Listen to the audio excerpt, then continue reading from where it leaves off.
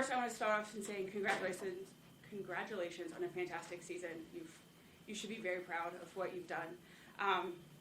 Obviously, last game, so tough. Tell us a little bit about preparation going into this game, feelings, what this season was for you guys this year. We've been playing really well the last couple weeks, so just was really excited to come out here today. It's not something I think that any of us really anticipated being in a Final Four. What was it, in June? These guys worked camp with me, and arguably our best player tore ACL. So to have that happen, and then to have the year that we had, pleasantly surprised, at least from a coaching standpoint, I think playing-wise as well. I think that night at camp, everyone was pretty somber, like, oh my God, what are we going to do? So we figured a lot of things out. We've moved a lot of people around, so just incredibly proud. They had a great practice yesterday. Unfortunately, it just didn't pay off for them out in the field today. But, super proud of the year that they had. I'm excited for the future of the team, and our seniors left us in a better place than where they found us. So just proud of everyone. You guys play an incredibly tough conference. Does that prepare you for this next stage? What does that do for you guys? Coach, I'm going to go from a player's perspective, and then I'd love to hear from you too. Like, what does that mean coming from the PSAC into a stage like this? I think the PSAC is arguably the best, the hardest conference, obviously, for Division II. But I think every single game that we play is a toss-up. It's not necessarily like, oh, we're going to go in this game and we're going to crush them, or we're going to go in this game and we're going to get crushed by them. Every game is 50-50, and it's just about who wants it more and who shows up that day. And I think it's kind of like keeps you on your toes and keeps you ready for anything, and not you can never settle. And I think that's really fun and really really grateful to be able to experience that at this level.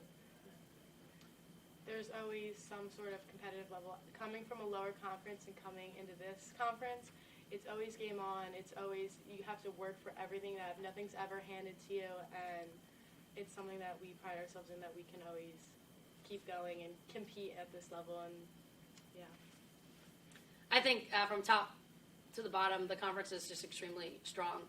And kind of what Kennedy was saying, I would echo her sentiments that you just don't ever take any game for granted. You never know if you're going to win or lose. You're always just trying to give it your best.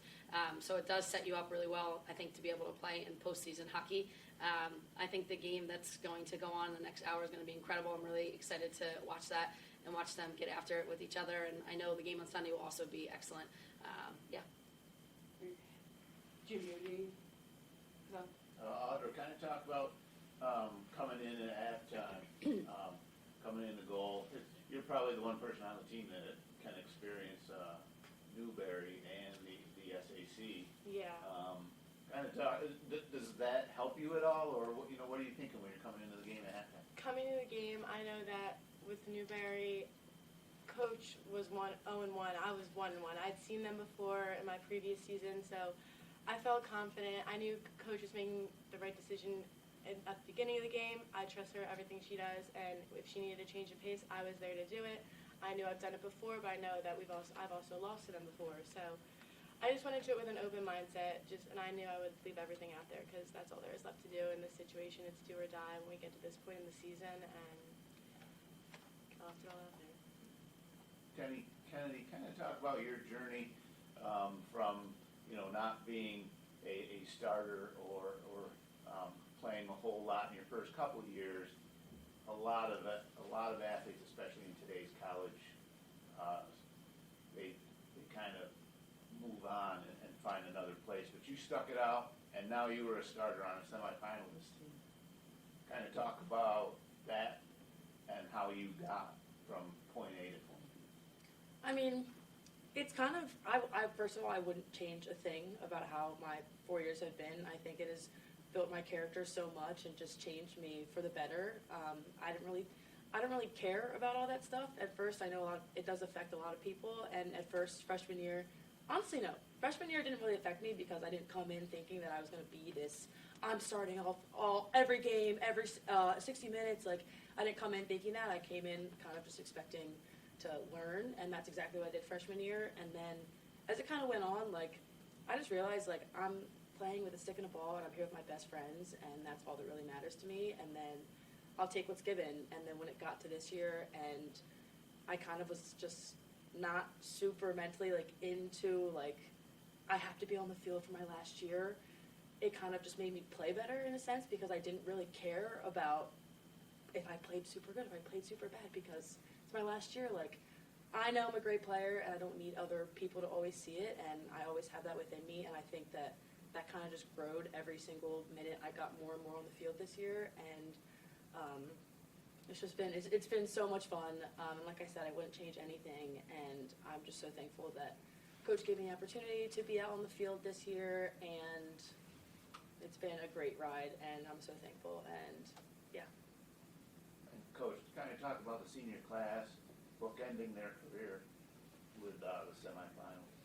Yeah, I guess start and the finish with that.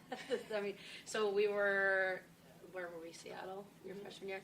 I mean, the program, it was, I would say, right when Kennedy got in here. We were in a good place, and then we had COVID, right? So I think that was a really difficult transition period for our team. So there was a lot of change from your freshman year to where we are today. We had a lot of kids come in, and we had kids leave, and we're exactly where we want to be. And I'm just thankful to her class, really. It's nothing usually that I have to handle. It's stuff that they handle as a team. Maybe people aren't like a right fit or whatever a situation may be. And I think they're all tremendous leaders. And by the time you're a senior, you don't need to be a captain. You should be a leader. You don't need to be led. And I think Kennedy is like the true testament to that, which is why she's sitting here today with me at this stage. But they absolutely left the program in a better place, where I feel more like we were with our team around 2019, which was our last national championship. And then, of course, COVID was the 2020 year. We were off, and then we were trying to rebuild everything and just trying to duct tape things together. And we don't have to duct tape anymore. There's a lot that's returning for our program. Just excited for the future. And the future is bright because of what the senior class was able to bring to the team. Kenny, I'm going to start with you since you're a senior. What piece of advice do you give to your teammates that are staying? I would say kind of it's like a two-piece. I would say don't take it too serious, and always smile and always laugh, because no matter what happens, as long as you have a smile on your face, you can get through anything, in my opinion. And I think if you were to talk to any of my teammates about like what I'm always doing, it's smiling and laughing, because I don't know, like, not only does it make me feel better about the good and the bad, but it spreads to everyone else. And I think I've been told that too, like all these things about how, like, even just seeing me with a smile, or if I see Audra with a smile on her face, like, I want to smile too. Like, it's the greatest power you can have. And I would say, yeah, just don't take it too seriously. It's just a stick and a ball, and always laugh and smile. And then, Audra, so are you a junior? Sophomore. Okay. So you have 2 more years ahead of you. What advice would you give to the freshmen, sophomores coming up, and then as an upperclassman, as a leader now on this team, what are you embracing? Adding on what Ken said, I would say just always have a smile on your face. Don't let the little things get you. Just always need to keep moving forward. There's always another day to get better and keep working. And honestly, like, coming in, don't put too much pressure on yourself, because at the end of the day, you are here with your friends. Like, you're lucky enough to be part of the small percent of kids that play college athletics. And don't take that for granted. Enjoy every second of it, whether it's on the bench, on the field, at practice. Just enjoy it and make the most of it. And Coach, any final words for your team? Any Westchester faithful from this season? No, just really excited for the future of our program. We have a great, solid nucleus coming back. She's been our starting goalkeeper all year, and we made a change a couple of games ago. So to have her be able to come back in and do what she did today, I just think that leaves us in the right spot moving forward, at least to solidify the goalkeeping position. And then we just have so many younger players out there that are waiting for their opportunity. People always say, like, where did Kennedy come from? Well, I always think the next best thing is always on our sideline. And we have so many younger players that are going to really step up after this class graduates. And one of the freshmen got out there today. It was the first time Sarah's been.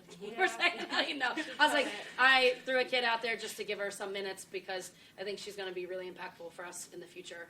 So it was really awesome. I think you have to get a team somewhere first before you can win. I think I was really lucky in 2011 to win the first time we brought a team to a Final Four.